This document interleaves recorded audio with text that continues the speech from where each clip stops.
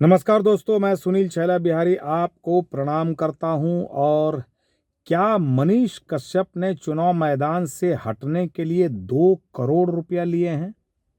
यह बात मैं नहीं कह रहा हूं, यह कह रहे हैं उनके एक मित्र या पुराने जान पहचान के आदमी जिनका नाम है रमन गुप्ता। और रमन गुप्ता साहब उसी बेतिया के रहने वाले हैं जहां के मनीष कश्यप जी हैं। और रमन गुप्ता जी दवा व्यवसायी हैं, बजरंग दल में किसी उच्चस्थ पद पर हैं और उनकी माताजी पॉलिटिक्स में भी हैं। नगर निगम में कोई पद है जिस पे ये लोग काम करते हैं, मतलब चुने गए हैं, चुनाव लड़के जीते हैं।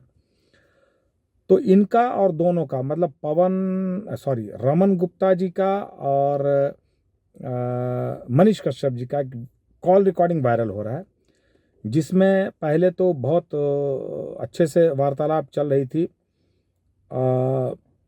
मतलब आप करके बातें हो रही थी। उसमें रमन गुप्ता जी ने कहा कि आपने 2 करोड़ रुपये लिए हैं चुनाव मैदान से हटने के लिए। तो आपको पता है कि जब इस तरह की बात की जाएगी तो मनीष कश्यप जी तो चुपचाप सुनने वाले हैं नहीं। उन्होंने भी फटाफट बहुत सारे इल्ज़ाम लगा दिए रमन जी के ऊपर कि तुम नकली दवाई बेचते हो, तुम नगर निगम में भ्रष्टाचार करते हो, और तुम जो बजरंग दल के जो मतलब किसी पद पर हो तो तुम खुद गौकसी करवाते हो, जबकि बजरंग दल के हिसाब से गौरक्षा का जिम्मा उन लोगों के पास होता है, लेकिन वो उल्टा ही काम करवाते हैं। ये मनीष कश्यप जी ने कहा। और रमन गुप्ता जी का कहना था कि तुम बारंबार चंदा वसूली करते हो, कोई पदयात्रा करने के लिए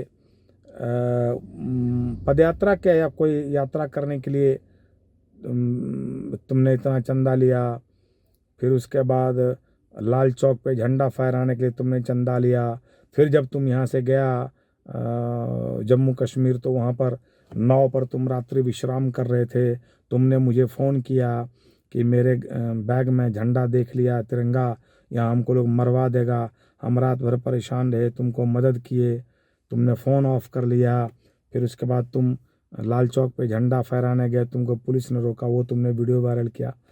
मतलब रमन गुप्ता जी का कहना है कि तुम बारंबार चंदा वसूली करते हो। अभी तुमने चुनाव की घोषणा की, पश्चिमी चंपारण से चुनाव लड़ेंगे, तुमने लोगों से चंदा लिया और उसके बाद अचानक तुमने 2 करोड़ रुपया लेकर नाम वापस ले लिया या तुम चुनाव मैदान से हट गए। इसमें लोगों की भावनाओं को ठेस पहुंची है।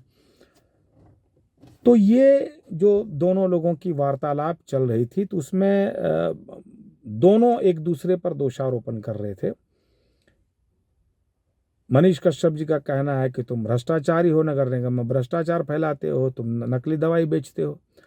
अब मेरे जैसा व्यक्ति, चूंकि मैं सकारात्मक व्यक्ति हूं, तो सकारात्मकता की बात करता हूं और मैं निगेटिविटी में भी पॉजिटिविटी खोजने लगता हूं।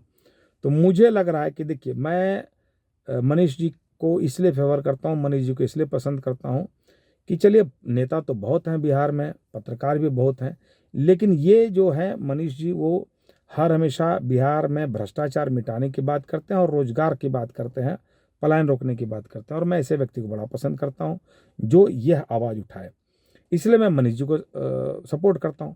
बाकी मनीष जी के बारे में बहुत ज़्यादा तो मैं जानता नहीं हूँ, मनीष जी किस टाइप के व्यक्ति हैं, क्या है नहीं है। और चूंकि वो बिहार को लेकर आवाज़ उठाते हैं तो मैं उनको सपोर्ट करता हूं, लेकिन उनकी जो पत्रकारिता का अंदाज है, उनका मतलब एग्रेसिव पत्रकारिता, जो उनका स्टाइल है बात करने का, वो तो मुझे बिल्कुल अच्छा नहीं लगता है। कि मुझे ऐसा लगता है कि उन बातों को शालीनता से भी आप कह सकते हैं। तो मैं इसका पक्षधर हूँ, अपनी बातों को आप शालीनता से कहें, इसका मैं पक्षधर हूँ। लेकिन जैसे आप लोगों की तरह मनीष जी के जो हजारों लाखों प्रशंसक हैं, उसी तरह मैं भी एक प्रशंसक हूँ।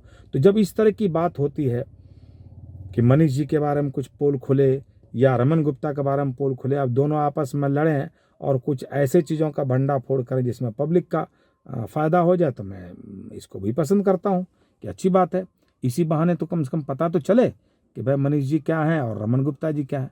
तो ये जो दोनों की लड़ाई है, इसमें भी मैं एक सकारात्मकता देखता हूँ और मुझे लगा कि चलो ठीक है, आपस में लड़ाई करें दोनों, और इसी में अगर भ्रष्टाचार उजागर हो जाए, बेतिया वालों का कुछ भला हो जाए तो बहुत अच्छी बात है।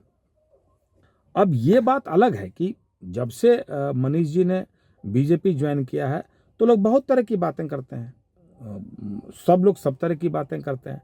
पॉजिटिव लोग पॉजिटिव बात करते हैं, नेगेटिव लोग नेगेटिव बात करते हैं। हाँ, यह बात ज़रूर है कि सब लोग एक बात कहते हैं कि मनीष कश्यप ने धोखा दिया है अपने क्षेत्र के लोगों को।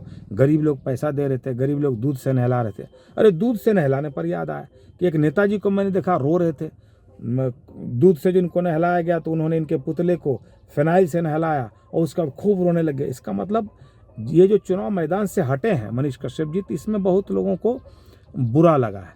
और मुझे भी लगता है, जब मैं बहुत ज़्यादा लोगों को सुनता हूँ तो मुझे लगता है कि मनीष जी ने अगर चुनाव मैदान से हटने से पहले एक बार लाइव आकर ये कहा होता लोगों से कि मुझे इस तरह के ऑफर आ रहे हैं, इस पर आपकी क्या राय है, तो जनता से अगर पूछ लिया जाता तो जनता भी खुश हो जाती और जनता को अच्छा लगता कि चलो मेरे से पूछकर इन्होंने एक डिसीजन लिया। वो नहीं करने की वजह से ज़्यादा नाराज़गी है, लेकिन मैं ज़्यादा कुछ बोलता नहीं हूँ। हो सकता है उनकी कोई मजबूरी होगी, उस मजबूरी में इन्होंने अगर कर लिया है, तो अगर हम प्रशंसक हैं तो हमको हर हमेशा उनके साथ रहना चाहिए और इसमें उनकी कोई भलाई होगी। अगले वीडियो में मैं बताऊंगा कि और क्या क्या चर्चाएं चल रही, क्योंकि वीडियो बहुत लंबा हो जाता तो मज़ा नहीं आता है। तो मैंने अपनी शालीनता से अपनी बातों को कही है, फिर भी अगर किसी को मेरी बातें बुरी लगी होंगी तो मैं क्षमा चाहता हूँ। और अगर फेसबुक पर आप हमारा ये वीडियो देख रहे होंगे तो हमारे फेसबुक पेज को फॉलो कीजिएगा, लाइक कीजिएगा, कमेंट कीजिएगा, शेयर कीजिएगा। और अगर यूट्यूब पर देख रहे होंगे तो हमारे यूट्यूब चैनल को सब्सक्राइब कीजिएगा। और अगर एक बार कर चुके हैं तो आपको बहुत बहुत धन्यवाद, दोबारा मत कीजिएगा, लेकिन कमेंट ज़रूर कीजिएगा, वीडियो को शेयर ज़रूर कीजिएगा। बहुत बहुत धन्यवाद। गलती के लिए क्षमा चाहता हूँ और जय हिंद।